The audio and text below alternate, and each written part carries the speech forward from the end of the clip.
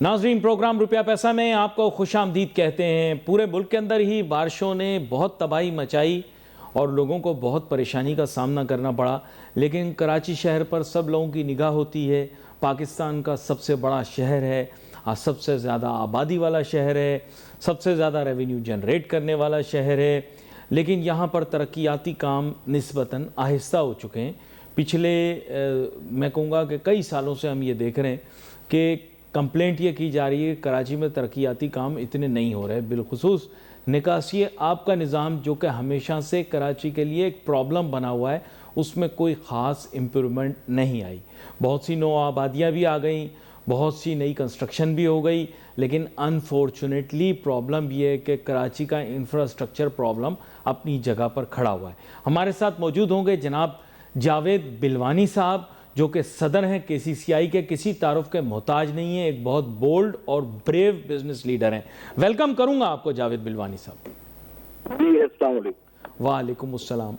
जावेद बिलवानी साहब, अब बुनियादी मसला ये है कि हमने रिटोरिक तो बहुत देखा, लेकिन यह है कि बहुत कम लोग ऐसी पोजीशन के अंदर हैं कि कराची के जो रियल इश्यूज़ हैं उनको हाईलाइट कर सकें। आप उन लोगों के अंदर मैं समझूंगा कि की पर्सनैलिटी हैं। तो पहले तो आप हमें ये बताइए कि जो बारिशें, इनकी वजह से जो इकोनॉमिक, फाइनेंशियल और बिज़नेस लॉस हुआ है उसका तखमीना और उसकी भरपाई के लिए हुकूमत से कोई बात की आपने? हमने हाईलाइट तो किया है और बहुत नुकसान हुआ है जिसका कोई हिसाब तो कर ही नहीं सकता अभी, क्योंकि कई तो जाने चले गई हैं, उसका कोई हिसाब नहीं होता। समझे, इस तरह कईयों के वेयर हाउस पूरे डूब गए, कई की इंडस्ट्रीज में पानी आ गया, कईयों की 5-5, 6-6 दिन बिजली नहीं थी। उस दिन जिस दिन बारिश हुई थी उस दिन ऑफिस से और इंडस्ट्रीज से लोग रात को 2-2, 3-3 बजे घर पहुंचे।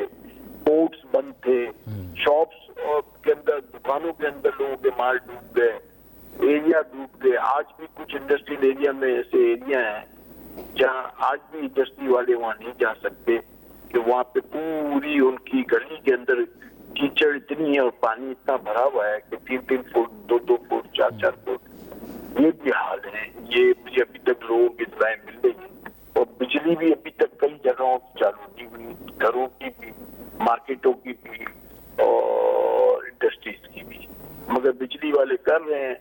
मगर ये सब चीजें हुई क्यों? असल वजह तो ये है कि ये अगर नाले साफ कर लेते पहले चंद करोड़ रुपए खर्च करके, तो शायद ये अरबों और खरबों का जो नुकसान हुआ है और जानों का नुकसान हुआ है और पूरा शहर में लोग जो परेशान हुए हैं, शायद ये परेशानी नहीं होती। और हमने कराची चैम्बर के प्लेटफॉर्म से लेटर भी लिखा था मेयर कराची को, चीफ सेक्रेटरी सिंध को, चीफ मिनिस्टर सिंध को और कमिश्नर कराची को। और 21 अप्रैल को मैंने लेटर लिखा था, 21 अप्रैल को व्हाट्सएप भी किया था। कोई मतलब इन्होंने उस पर काम नहीं किया। उसमें मैंने यही बातें लिखी थी कि पहले जो अर्बन फ्लड आया था कराची और उसमें अरबों का नुकसान हुआ था, तो हमें तैयारी कर लेनी चाहिए कि ऐसा ना हो और हम बिल्कुल कंट्रोल कर सकें। मगर उस पर कोई काम नहीं। अगर वो काम होता तो शायद चंद करोड़ों में ये अरबों का नुकसान बच जाता और ये जानों का नुकसान बच जाता और लोगों की जो परेशानियां हुई हैं वो भी ना होती। अच्छा, यहाँ पर जावेद बिलवानी साहब एक चीज़ है जो कि मैं चाहूँगा कि आप ज़रूर हाईलाइट करें। मैंने अभी तक देखा है कि जिस भी की पोजीशन होल्डर या ओहदेदार से मेरी बात हुई है, उसने मुझे कहा है कि जी मेरा काम नहीं था, उसका था। अब प्रॉब्लम ये है कि अगर मतलब for example if you ask the mayor Karachi who is very active, वो कहते हैं जी मेरे पास तो सिर्फ 6 शाराएँ हैं, महदूद इख्तियारात हैं, etcetera, I can not do anything. Provincial minister को तो हमने पूछा ही नहीं, और प्रोविंशियल मिनिस्टर तो आजकल ख़ुद आपको पता है बहुत परेशान है फॉर मैनी रीजंस। और अगर आप फेडरल गवर्नमेंट से बात करें, कि फेडरल भी बहुत सारी एजेंसीज कराची में काम करती हैं, तो they also do not have an answer for it. तो ये रिस्पॉन्सिबिलिटी हमें किसी एक पर रखनी पड़ेगी ना, कि नहीं? देखिए, मैं तो इस तरह जानता हूँ कि सिंध गवर्नमेंट की रिस्पॉन्सिबिलिटी है। आपके घर के अंदर कोई प्रॉब्लम होगा और आप घर के बड़े हो तो आपकी जिम्मेदारी है ना। अब आप बोलो मेरे फलाने बच्चे की जिम्मेदारी थी, मेरी नहीं थी। अगर जो घर का बड़ा है किसकी जिम्मेदारी है बच्चे ने अगर काम नहीं किया? ये मैं गलत कह रहा हूँ?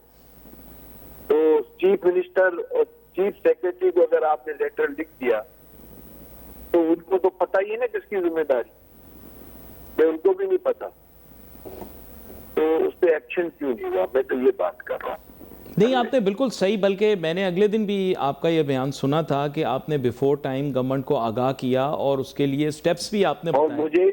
मुझे ये जो है ना एक्सपीरियंस है कि हमारे यहाँ पाकिस्तान में ऐसे ही होता है, तो इसलिए मैं क्या कोशिश करता हूँ, जब भी कोई लेटर लिखता हूँ तो पूरा कवर कर लेता हूँ कि कल कोई अगर एक्सक्यूज भी ले मैं एक्सक्यूज भी, तो वो भाई तेरे बड़े को भी तो दिया है हमने, उसको नहीं मालूम, उसके भी बड़े को दिया, उसको भी नहीं मालूम। भाई किसको मालूम है फिर अगर उसको भी नहीं मालूम? फिर ऊपर अल्लाह से पूछे हम किसकी जिम्मेदारी? तो चीफ मिनिस्टर तो बड़ा होता है पूरे सूबे का, और चीफ सेक्रेटरी भी बड़ा होता है, और कमिश्नर कराची को भी भेजा हमने। अभी देखो जितने बड़े नाले हैं, जारी नदी, और ये सब के नाम भी लिख के दिए थे हमने कि इनका हाल देखो, इनकी सफाई करो, और इनमें दूसरे छोटे नालों का जो एग्जिट है उसको साफ कर दोगे ताकि वो नालों से पानी आएगा, ये भी लिखा था। और क्या करेगा? और ये भी कहा था कि जितने डिपार्टमेंट हैं उन सब में भी इमरजेंसी नाफिज कर दो, और उन सबको बोलो ये सब काम शुरू कर दें, जिससे रिलेटेड डिपार्टमेंट जितने भी टाउन वालों को कहें तो वो भी अपना काम करें, ये भी लिखा था। और क्या करेगा आदमी? उसके बाद तो कोई चीज रही नहीं जाती ना। अच्छा, एक चीज जो और मैंने रियलाइज की वो ये है कि हमें हमेशा बताया जाता है कि जी हमने इतने एक्सपेंसेस कर दिए, इतने बिलियंस ऑफ रुपीस कराची के इंफ्रास्ट्रक्चर पे स्पेंड कर दिए, वो ब्रिज, वो अंडरपास बना दिया, फलां आपने वर्कर के नाम पर उस ब्रिज का नाम रख दिया, इस अंडरपास का फलां आदमी जिसने बड़ी जदोजहद की उसके ऊपर नाम रख दिया।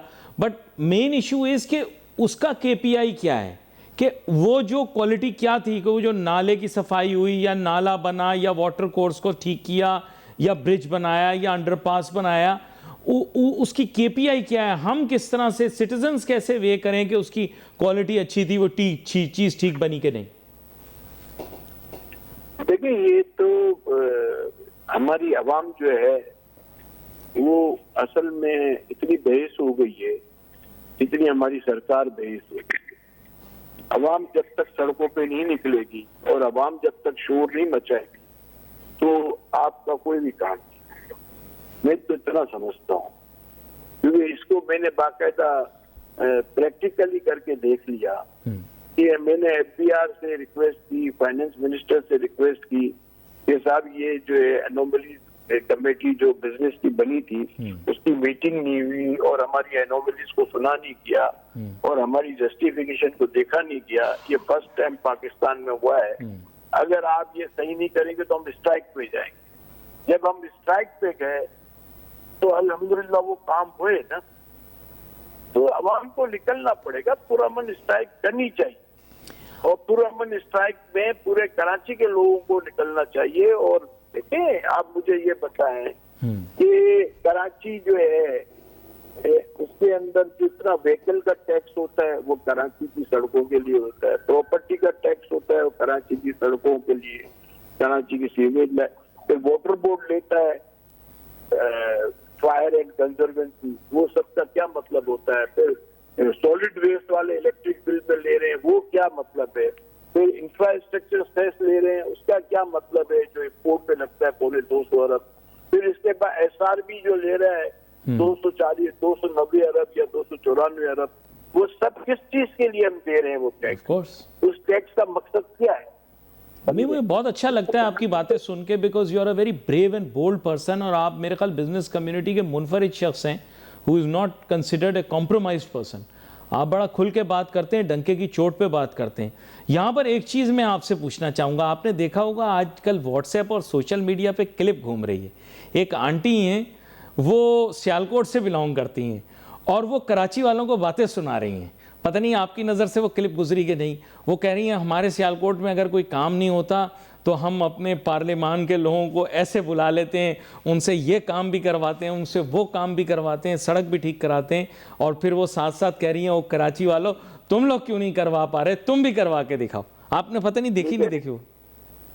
नहीं, मैंने नहीं देखी, मगर मेरी बात सुनो, कराची में जो मीडिया वाले हैं वो भी कराची वाले ही हैं। हाँ हाँ, कि वो बाहर वाले आ गए। नहीं बिल्कुल तो सही उनका भी फर्ज बनता है ना यार। बहुत बिल्कुल। जावेद बिलवानी का तो फर्ज नहीं बनता। कराची में जो रहता है, चाहे मीडिया वाला है, चाहे पुलिस वाला है, चाहे कोई और है, चाहे बिजनेसमैन है, चाहे दुकानदार है, चाहे इंडस्ट्रियलिस्ट है, चाहे मजदूर है, चाहे स्वीपर है, हर आदमी का फर्ज बनता है। यस, समझे? I agree. तो अगर हम सब में यूनिटी हो और हम सब मिल के अगर ये बात करें तो सब चीजें सही हो सकती है। मेरी बात समझ में आ रही है आपको? नहीं, मैं आपके साथ 100% अग्री करता हूं। और मैं आपको एक बड़े मजे की बात बताऊं, मीडिया वाले कई दफा तो डरते हैं कि जावेद भाई वो ऐसा नहीं, आप ज्यादा नहीं बोल देना, कुछ बोल दोगे तो हमारे को फाइन हो जाएगा। तो भाई हम अपने हुकूक के लिए भी बात नहीं करेंगे, फाइन हो जाएगा।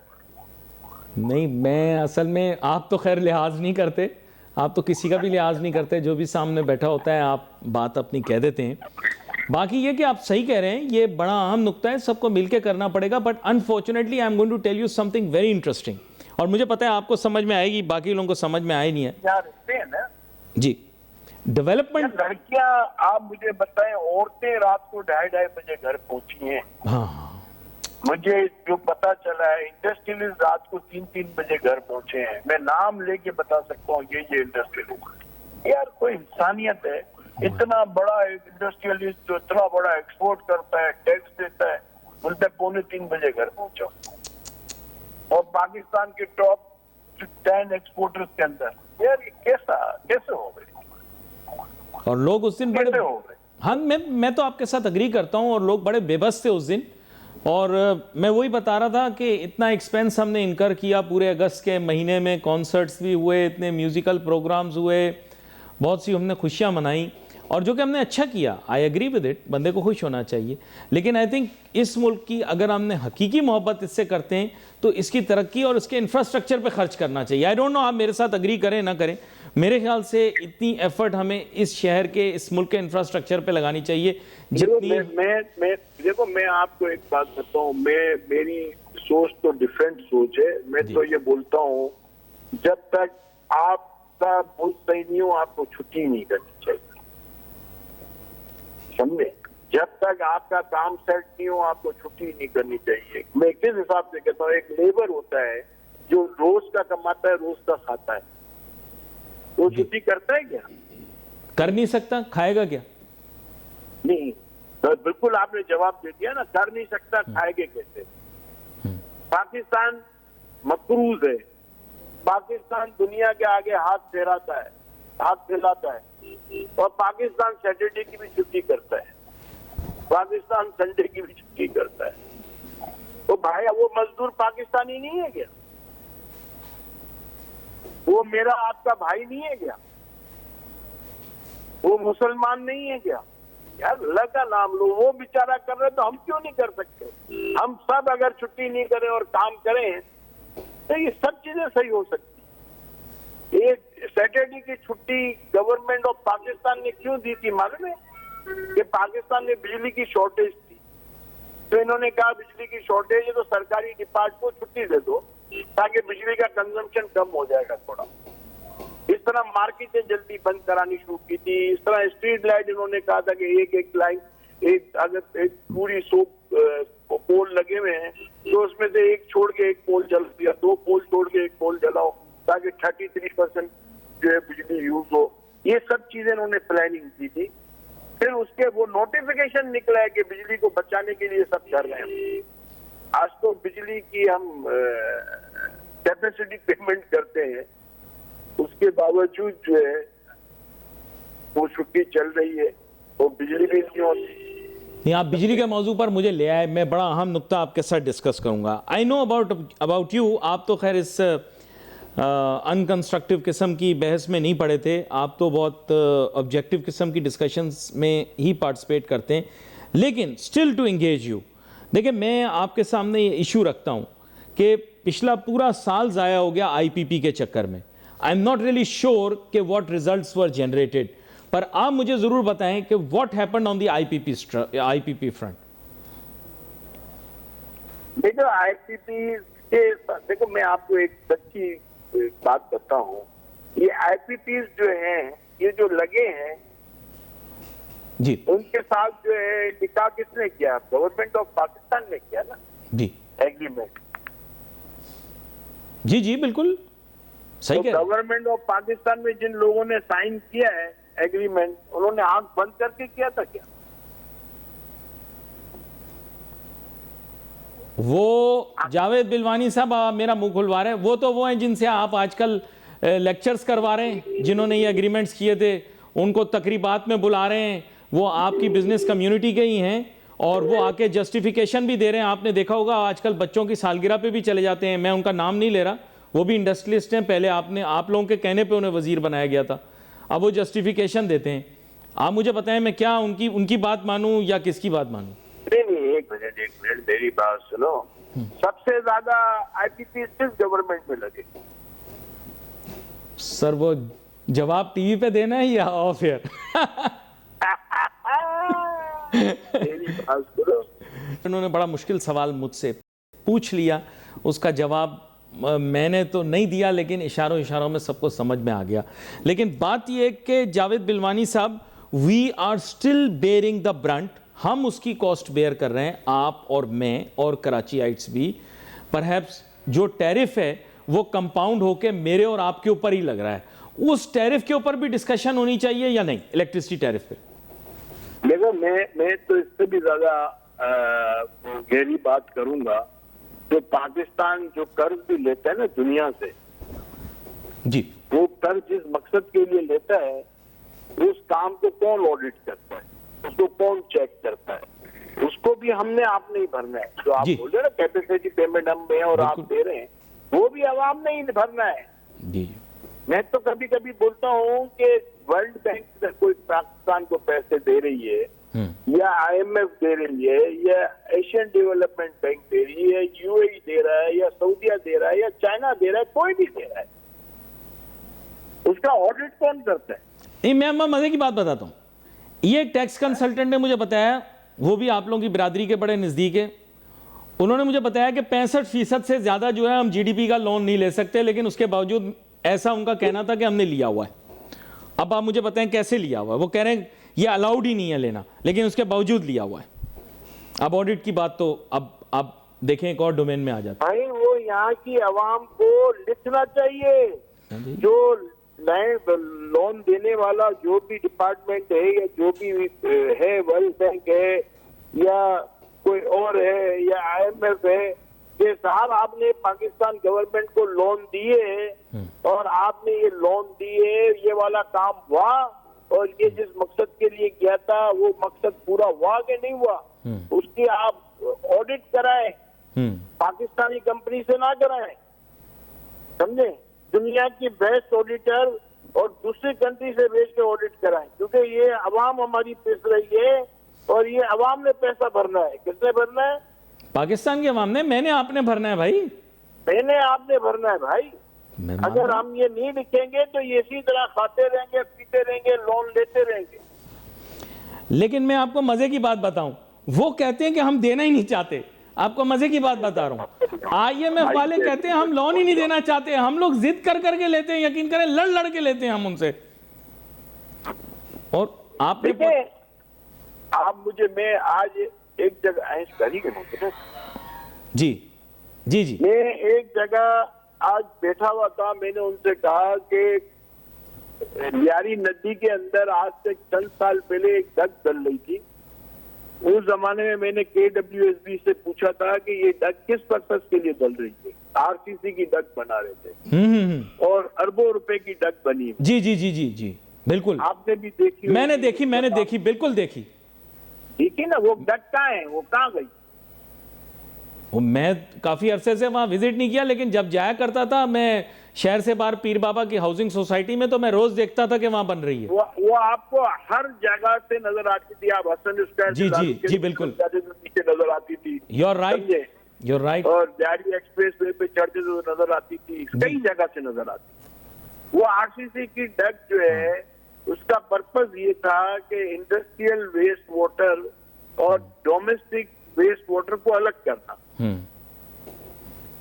मैंने तो वो डक बनते बनते दब गई कीचड़ में, वो तो गायब हो गई। अरबों रुपए कीचड़ में दबते हैं, वो अरबों रुपए लग गए, अब वो हमने पैसे भरने।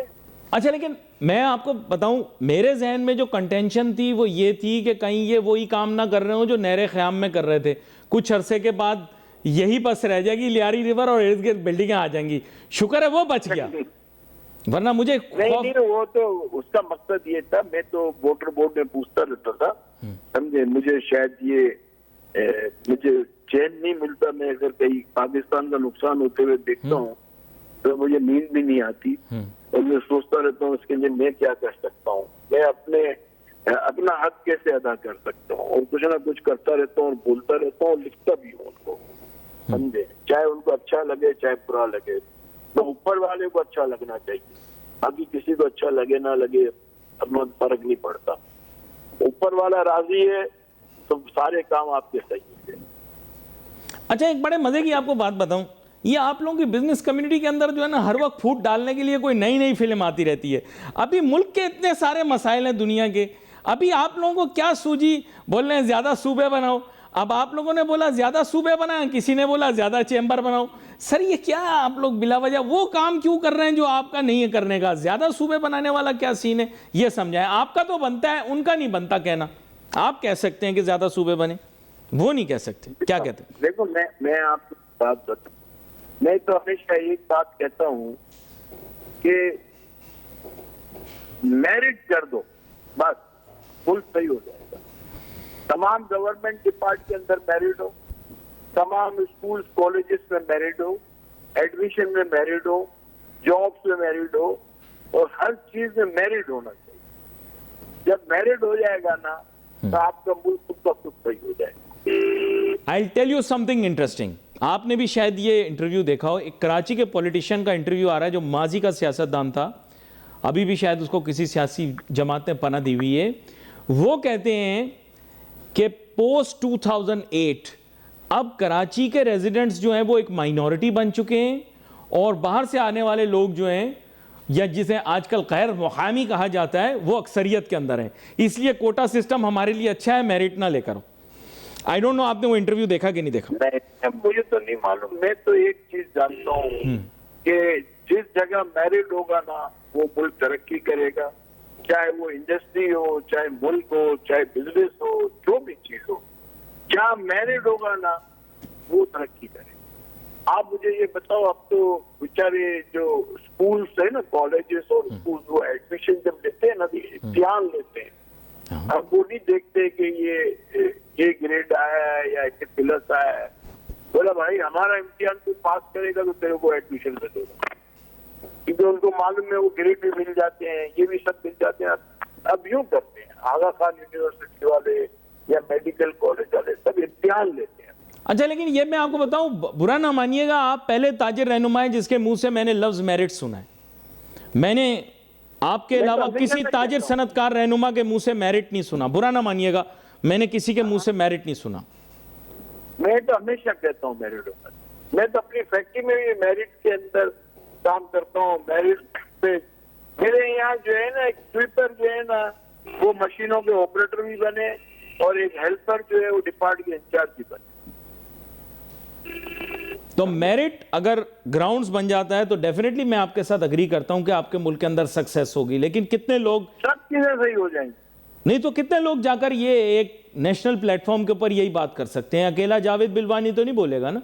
अभी टर्नओवर खत्म होगा, फिर उसके बाद जाहिर बात है you will be an important person in BMG, but the issue is कि और कौन बोलेगा मेरिट की बात? कौन और बोलेगा मेरिट? मेरी बात सुनो, मेरी बात सुनो। Chief of army staff field marshal को भी मैंने ये बात कही कि अगर आपको ये मुल्क सही करना है तो मेरिट कर दो सब चीजें। आपके यहाँ आर्मी में मैरिट होती है? बोला होती मैरिट है। है। मैंने तो जब सही है, इधर कर दो आप मैरिट सब जगह। मेरे ख्याल से तो ये this is a solution to Pakistan problems. I 100% agree with you, your wavelength and frequency is the same. बिल्कुल सही बात आप कर रहे हैं, लेकिन unfortunately that is not the case and it is not the case in Karachi city. अगर आप हमारे मुल्क मुल्क का मामला सही हो जाए। हाँ, मुल्क का मामला से नहीं, लेकिन आप देखें ये विजिबल चीजें हैं जो कि कराचीइट्स को दिख रही हैं, लेकिन रिटोरिक से आगे हम नहीं बढ़ रहे। तो रिटोरिक देखें, कराची चैम्बर की रिप्रेजेंटेशन आप कर रहे हैं, you are representing the city and the businesses of Karachi. तो with a view of that मेरे ख्याल से मुझे कराची के अंदर ये वाली चीज नहीं दिखाई दे रही। I do not see merit, I see nepotism, I see favouritism and I see lot of problems because of it. मेरा ये ख्याल है, पॉलिटिकली एंड अदरवाइज ऑल्सो। क्या कहते हैं आप? सॉरी, मैं ट्रैफिक में फंसा हूं, उससे पूछो तो कहां से निकाल। कोई बात नहीं, आज मैं भी ट्रैफिक में फंसा रहा। मैं आपको सच बताऊं, अब ये ट्रैफिक प्रॉब्लम भी इतना मेजर इशू है। मैं चाहूंगा थोड़ा इसके बारे में भी आप हमारे नाजरीन को बताएं कि ट्रैफिक में आपको पता है एक पूरा डिपार्टमेंट बनाया हुआ है इन्होंने ट्रैफिक इंजीनियरिंग का, वो क्या कर रहा है मुझे ये बता दें आप। ट्रैफिक इंजीनियरिंग का डिपार्ट तो बंद पड़ा हुआ है, वो तो KDA में है, उनको बेचारों को तनख्वाह भी नहीं मिलती। अब उनमें इंजीनियर भी है। ट्रैफिक इंजीनियरिंग बैरो था, वो एक जमाने में आप छोटे होंगे तो देखते होंगे सड़कों पे वो निकलते थे, सर्वे करते थे। अब अभी आपको 10-20 साल से कहीं नजर ही नहीं आया होंगे। मुझे नहीं दिखे। वो बाकायदा बताते थे यहाँ सिग्नल लगना चाहिए, यहाँ पे इतना ट्रैफिक स्टैंप पे निकलता है तो इसका ये सब्स्टिट्यूट होना चाहिए। वो सब चीजें खत्म हो गई। वो क्या है? मैं खुद कभी कभार हैरान होता हूं, यकीन करें। मैं और ममालिक में भी जाता हूं, इश्यूज होते हैं, लेकिन कुछ सालों बाद मैं देखता हूं वो लोग इशू रिजॉल्व कर देते हैं। पाकिस्तान के बाद आप पाकिस्तान में आप सालों साल आए। पाकिस्तान की तो नेगेटिव ग्रोथ है ना, पॉजिटिव ग्रोथ थोड़ी है। अच्छा, एक सवाल है जो मुझे पाकिस्तान की पॉजिटिव ग्रोथ है। पाकिस्तान की पॉजिटिव ग्रोथ किसमें मालूम है? बताएं। दिन ब दिन कर्ज बढ़ रहा है, दिन ब दिन बुराइयां बढ़ रही हैं, दिन ब दिन क्राइम बढ़ रहा है, दिन ब दिन स्नैचिंग बढ़ रही है। अच्छा, मुझे एक क्लैरिफिकेशन पूछनी है। मुझे इंटरनेशनल साइंसदानों के सवाल आ रहे हैं, इकोनॉमिस्ट के सवाल आ रहे हैं, दूसरे मुल्कों के स्टॉक एक्सचेंज से सवाल आ रहे हैं। कह रहे हैं कि अली भाई हमें यह बताएं किसी बिजनेस लीडर से पूछ के कि 2.5% आपकी GDP ग्रोथ रेट है, आपकी स्टॉक मार्केट जो है वो 300% बढ़ गई, हमें राज बताओ। ये राज का जवाब दें आप मुझे। भाई स्टॉक पाकिस्तान की स्टॉक मार्केट का जो है तो बैरोमीटर ही नहीं है भाई, समझे? आप मेरी बात सुनो, एक कराची के अंदर या पाकिस्तान में कहीं धमाका होता है तो स्टॉक मार्केट गिर जाती है। एक क्रिकेट में छक्का मार लेते हैं, मैच जीत जाते हैं तो स्टॉक मार्केट बढ़ जाती है। यार अल्लाह का नाम लो, ये कोई बैरोमीटर होते हैं स्टॉक मार्केट बढ़ जाएगी?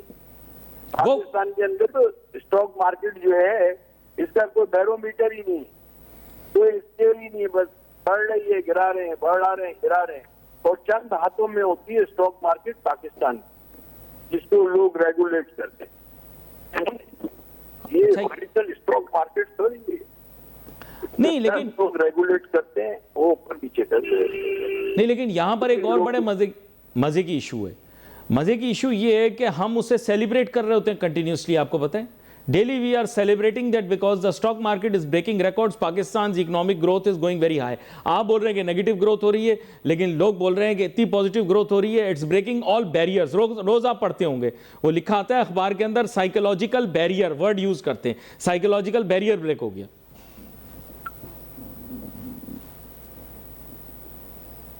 मेरे ख्याल गुफ्तगू हमारी जारी थी, लेकिन वक्त मेरे पास मुख्तसर है। आपका शुक्रिया अदा करूंगा जावेद बिलवानी साहब, आप शो में हमारे साथ शामिल हुए। नाजरीन, बहुत अहम नुकात के ऊपर आज बात हुई। मेरी ख्वाहिश तो ये थी कि मज़ीद भी बात होती रहती। बड़े अहम नुकात के ऊपर बात हो रही थी सदर KCCI जनाब जावेद बिलवानी साहब के साथ। बहुत से अहम नुकात के ऊपर गुफ्तगू होती रही और फिर एक वक्त पर जाकर वो एक जगह जाकर मुंजमद हो गई। मुंजमद कहाँ पर हुई कि इस मुल्क के अंदर टैलेंट, एप्टीट्यूड और बिलखुसूस मेरिट को बहुत ज़्यादा हमें रास्ता देने की ज़रूरत है ताकि मुल्क की तरक्की हो सके। मैं बार बार प्रोग्रामों के अंदर यही बात करता हूँ, बिज़नेस कम्युनिटी में बहुत कम लोग इस बारे में बात करते हैं, लेकिन चलो उन्होंने ये बात की, ये हाईलाइट किया, ये बहुत ज़रूरी है। कहीं पर भी किसी भी इदारे में, किसी भी मुल्क के अंदर जब मेरिट की बालादस्ती होगी तो उस मुल्क के अंदर आपको कामयाबी दिखाई देगी। देखें नाजरीन, हम दूसरे ममालिक में जाते हैं, हम सब जाते हैं दूसरे ममालिक में जाकर मेहनत करते हैं, काम करते हैं। आपने देखा होगा जब बहुत सारे लोग पाकिस्तानी तरक्की याफ्ता ममालिक के अंदर जाते हैं, नौकरियां करते हैं, बिज़नेस करते हैं, उनको कामयाबी मिलती है, वो तरक्की करते हैं, अपने इदारों में भी तरक्की करते हैं। उनको बहुत कम मुतासिबाना रवैये या तासुब का सामना करना पड़ता है। उसकी वजह ये है कि वो लोग टैलेंट को इतनी अहमियत दे रहे होते हैं, नॉलेज को इतनी अहमियत दे रहे होते हैं, स्किल और इंसान की ट्रेनिंग को इतनी अहमियत दे रहे होते हैं कि वो लोग फिर बड़ी जल्दी जल्दी तरक्की करते हैं। कारोबार के भी बहुत सारे मौके होते हैं। पाकिस्तानी दरअसल कारोबारी लोग हैं नहीं, हम लोग ज़्यादा मुलाजमत की जानिब राग़िब हैं, और मुलाजमतें भी अगर पाकिस्तान के अंदर ज़्यादा से ज़्यादा बिजनेसेस क्रिएट करें तो वो भी हमारे लिए बहुत अच्छा रहेगा। कराची शहर के और बहुत सारे मामला इसमें हमने डिस्कस किए, पाकिस्तान के बहुत सारे माशी मामला डिस्कस किए। We wait for message on Facebook. Ali Nasir हमारी टीम को इजाज़त दीजिए। अल्लाह हाफिज़।